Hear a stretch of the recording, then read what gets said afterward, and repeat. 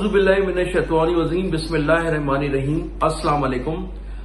नाज़रीन, मैं हूं आपका मेज़बान मोहम्मद तहसीन अब्बासी और आप देख रहे हैं मेरा यूट्यूब चैनल।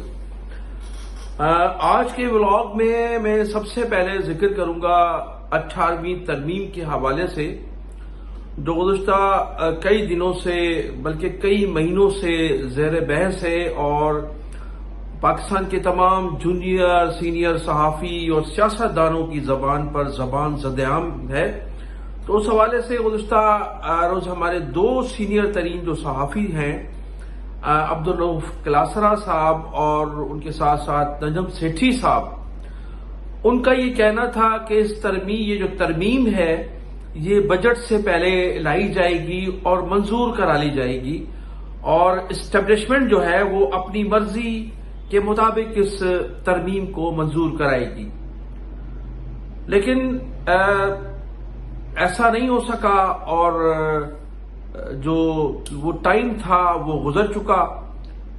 सदर मुमलिकत आसिफ अली जरदारी साहब ने बजट के हवाले से जो इजलास तलब किया है 5 जून को, तो अब इस तरमीम के हवाले से कोई खुसूसी इजलास नहीं हो सकता और जो बजट के हवाले से इजलास बुलाया गया है 5 जून को कौमी असम्बली और सेनेट का, तो अब वो तरमीम नहीं आ सकती। तो पाकिस्तान पीपल्स पार्टी नुमा जो सहाफ़ी तर्जुमान हैं वो बगले बजा रहे हैं, पीपल्स पार्टी के लोग बगले बजा रहे हैं, खुशी का इजहार कर रहे हैं कि आसिफ अली जरदारी साहब चूंकि इस्टेब्लिशमेंट के सामने डट गए थे, जिसकी वजह से 28वीं तरमीम जो आनी थी वो नहीं आ सकी और जरदारी साहब ने इस्टेब्लिशमेंट के सामने डटकर इस फैसले को मौखर कराया है। लेकिन नाज़रीन के लिए, अपने दोस्तों के लिए ये मैं बताता चलूं कि ये जो मौखर है, ना तो मौखर हुई है, मौखर जरूर हुई है लेकिन मअतल नहीं हुई है। अब इसका पस मंजर मैं आपको बता दूं कि ये लेट क्यों हुई है, क्यों नहीं हो सकी। अब्दुल रऊफ क्लासरा साहब और नजम सेठी के मुताबिक बजट से पहले इसकी वजह क्या थी कि 28वीं तरमीम को क्यों नहीं लाया जा सका। अभी 28वीं तरमीम जो थी वो उस पर स्टडी हो रही थी, उस पर काम हो रहा था। जब काम फाइनल हुआ और इस्टेब्लिशमेंट के लोगों ने, हुकूमती लोगों ने बैठकर ये फैसला किया कि अब इसको कौन सी तारीख को कौमी असम्बली में पेश करना है, और फिर अरकान असम्बली से राब्ते किए गए तो ये मालूम हुआ कि अरकान पार्लियामेंट जो है 60 से जायद अरकान पार्लियामेंटेरियन वो सब के सब हज पर गए हुए अपनी फैमिलीज के हमरा। तो लिहाजा कोरम जो था वो पूरा नहीं हो सकेगा और ये तरमीम जो है, जाहिर तरमीम में अरकान पार्लियामेंट को वोट देने थे, ये मंजूर नहीं हो सकेगी। लिहाजा इस वजह से इस तरमीम को, 18वीं तरमीम को, जिसमें अहम नुकात हैं, सबसे पहले तो NSC अवार्ड के हवाले से सूबों से पैसों की कटौती है और फिर उसके साथ पाकिस्तान में नए सूबों का कयाम है, सूबों की तकसीम और नए सूबों का कयाम, और फिर उसके साथ साथ ये जो 865 अरब रुपए हमारी कौम पर एक बोझ है बेनजीर इनकम सपोर्ट प्रोग्राम का, जिससे जियालों को नवाजा जाता है, और फिर उसमें 50% सरकारी अफसरान की फैमिलीज हैं जिन्हें income support, Benazir income support programme से नवाजा जाता है। तो वो उसका भी खात्मा था या फिर उसको सूबों के हवाले करना था। और फिर ये जो बड़ी अहम जो खबरें थी, जो चीजें थी वो ये थी, और इस पर इस्टेब्लिशमेंट जो है किसी सूरत भी सौदेबाजी करने के लिए तैयार नहीं है, इसलिए कि ये तमाम के तमाम जो चीजें हैं ये सब मुल्की मुफाद में हैं। और बजट के बाद इन तरामीम के हवाले से ये शिके जो है, इन शिकों को शामिल करके तरमीम जरूर पेश की जाएगी। अब वह उसके नताइज कुछ भी हों, और कुछ भी होने से मुराद ये कि एस्टेब्लिशमेंट जो है जो चाहती है इस मुल्क में वो करती है। और ये तो जो मैंने आपको बताया 28वीं तरमीम के अहम नुकात जो है उसमें तो ये फिर तमाम मुल्की मफाद में है तमाम, क्योंकि NSC अवार्ड के हवाले से जो रकूम सूबों को दी जाती हैं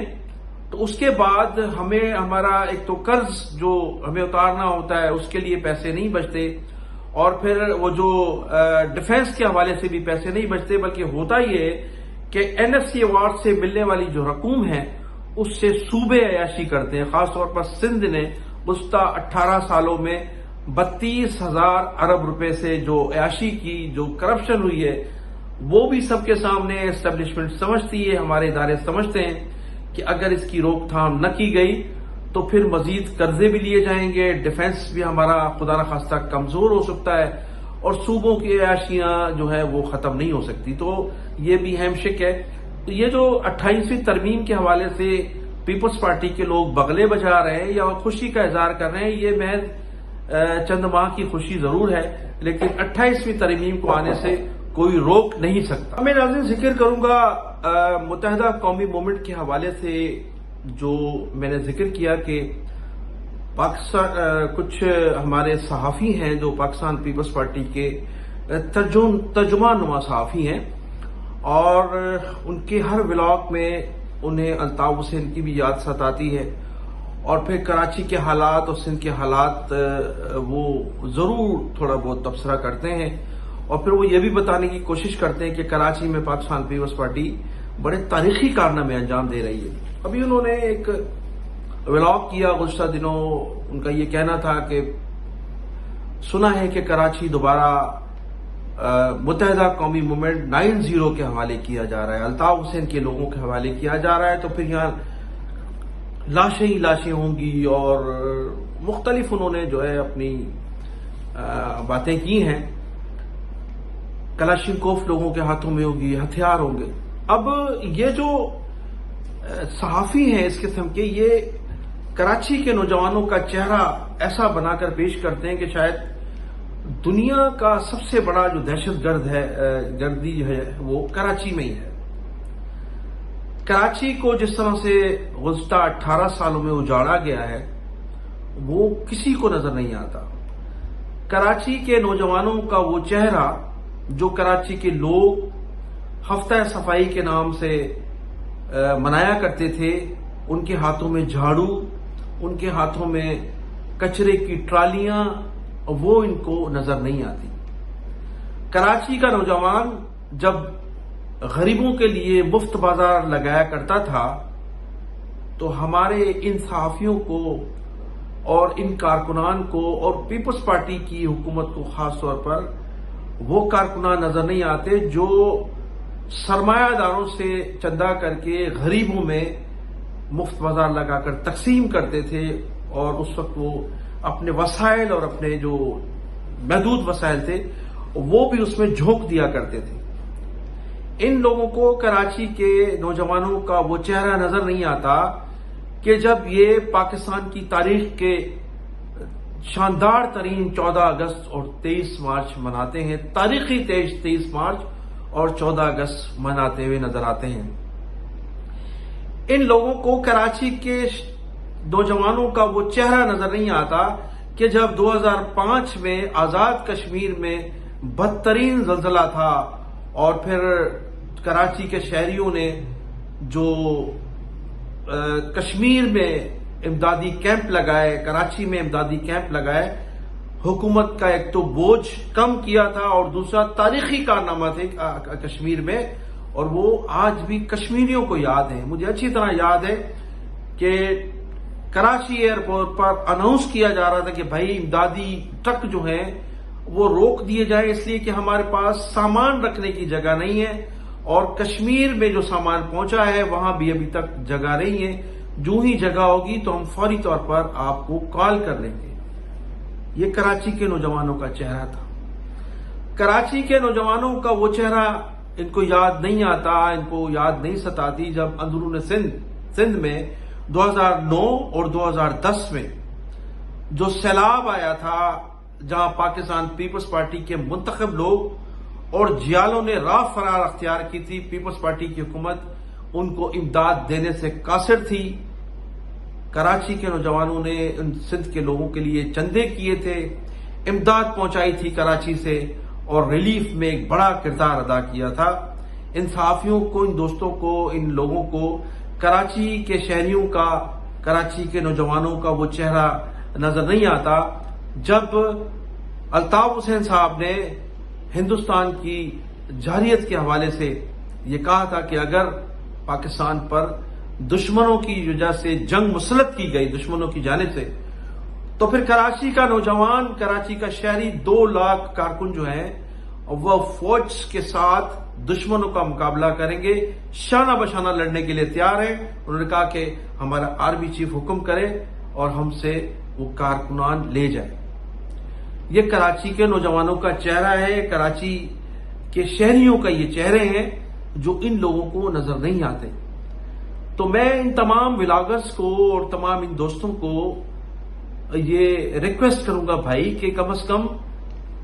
ये चेहरे भी कराची के दिखाएं और इन चेहरों के आप पर भी एहसानात हैं, क्योंकि आपका ताल्लुक किसी का दादू से है, किसी का सेवन से है, तो वहां आपके लोग भी मुतासिर हुए थे, आपके लोगों को भी जो है वो इमदाद पहुंची थी इन कारकुनान के हाथों, जिन कारकुनान को आप, जिन कारकुनान का चेहरा, जिनकी शख्सियत मस्क करके पेश करने की आप लोग कोशिश कर रहे हैं। फिर आप बात करते हैं कि कराची में जनाब 400 से ज्यादा सड़कें जो है तामीर करने का फैसला किया है पीपल्स पार्टी की हुकूमत ने, और FWO के जरिए जो है वो शाहराहें तामीर कराई जाएंगी। तो आपको शर्म आनी चाहिए कि गुज़श्ता 18 सालों में कराची का जो बेड़ा गर्क किया है, जो कराची को की तबाही की है, उस वक्त आपने कभी भी इस हवाले से इन मसाइल को उजागर नहीं किया। और आज 18 साल गुजर जाने के बाद अगर वो कराची की चंद सड़कें तामीर करने जा रहे हैं, हमारे आर्मी चीफ सैयद आसिम मुनीर साहब के सख्त अहकामात के बाद कराची का इंफ्रास्ट्रक्चर सही होने जा रहा है, तो ये क्रेडिट भी वो पीपल्स पार्टी की इस नस्ल परस्त हुकूमत को देना चाहते हैं जिसमें कराची के शहरियों को नौकरियों से जो है महरूम रखा गया, कराची के नौजवानों को, कराची हैदराबाद के शहरियों को तालीमी इदारों से महरूम रखा गया, रिजल्ट में उनके साथ ज्यादतियां की गई। तो अब जो है वो इस कराची के नौजवानों का और कराची के लोग जब उन्हें कोई रास्ता नजर आ रहा है और वो अल्ताफ हुसैन को एक मरतबा फिर याद करके इस्टेब्लिशमेंट से रिक्वेस्ट कर रहे हैं कि वो अल्ताफ हुसैन अब जरूरी है जिस पर गुज़श्ता 11 सालों से गैर आईनी और गैर कानूनी तौर पर पाबंदी आयद की गई है, उस पर से पाबंदी का खात्मा किया जाए और खात्मा करके कराची, हैदराबाद और सिंध के शहरी इलाकों के लोगों को